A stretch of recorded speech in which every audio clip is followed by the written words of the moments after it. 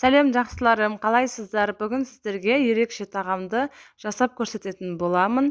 Ол үшін бір кеседей ұнға бір жұмыртқа, тұз, 2 ас қасық сұйық май қосып, жақсылап қамыр илейміз. Июін жақсылап қандырып қоятын боламыз.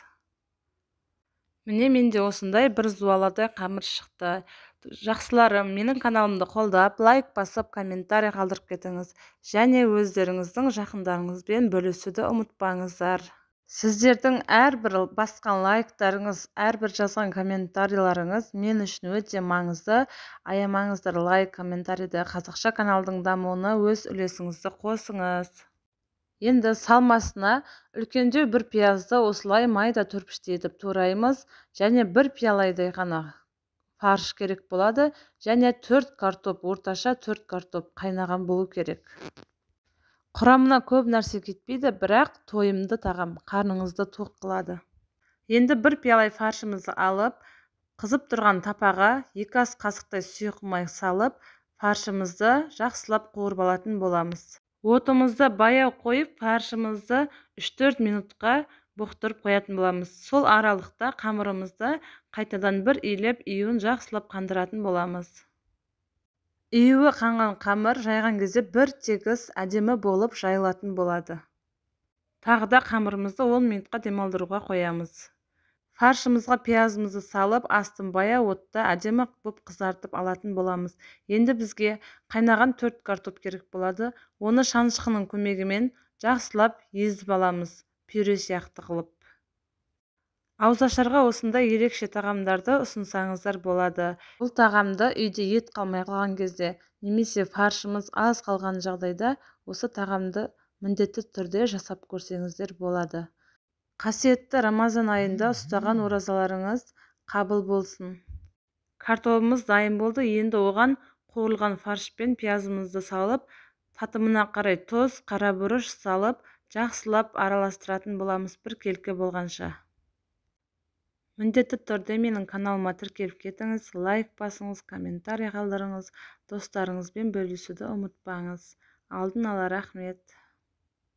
Менің салған рецепттерімді YouTube-қа жүктеген кезде бірінші болып көру үшін маған тіркеліп, қоңыраушаны басып қойыңыз. Сол кезде менің рецепттерімді бірінші болып сіз көретін боласыз.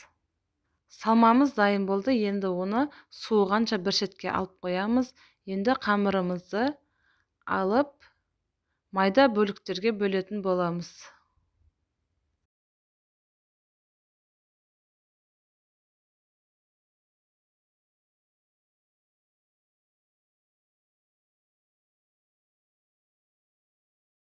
Енді қамырымызды майда бөліктерге бөліп, жақсылап ұн сеуіп, жұқа етіп жайып шығатын боламыз.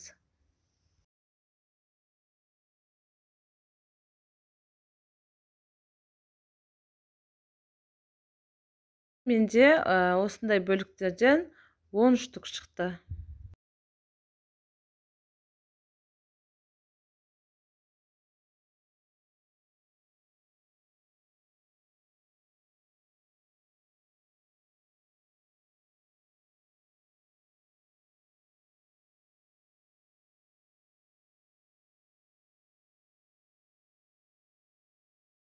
Осындай майда қамырларымызды жаю үшін үстіп арасына ұн сеуіп, 3-4-ін бірден қатар қойып, осылай жайып алсаңыздар болады.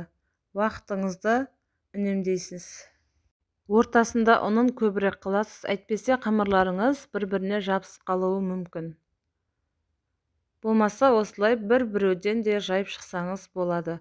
Өте қатты жұқа болу керек.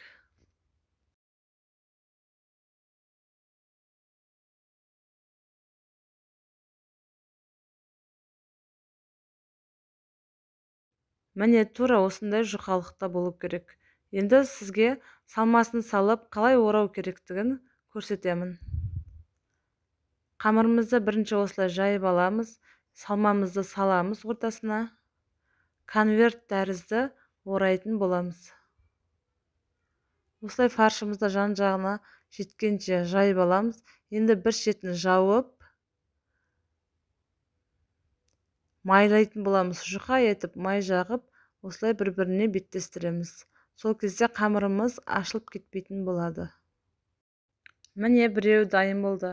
Кезек-кезек осылай қамырды жайып, осылайынан орап шығамыз. Барлығын дайындап алғаннан кейін тапаға 2-3 ас қасық сұйық май құйып, қатты қызғаннан кейін конвертиктерімізді салып, екі беті қызарғанша қуырып аламыз.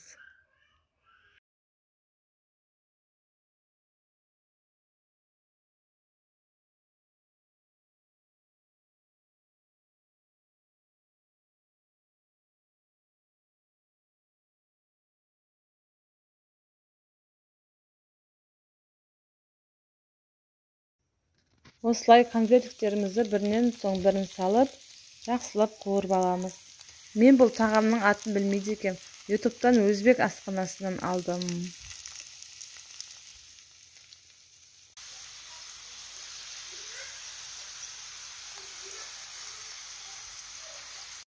Міне біздің конвертиктеріміз дайын болды.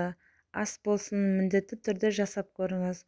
Осындай ерекше тағамдарды жасауға кеңес беремін.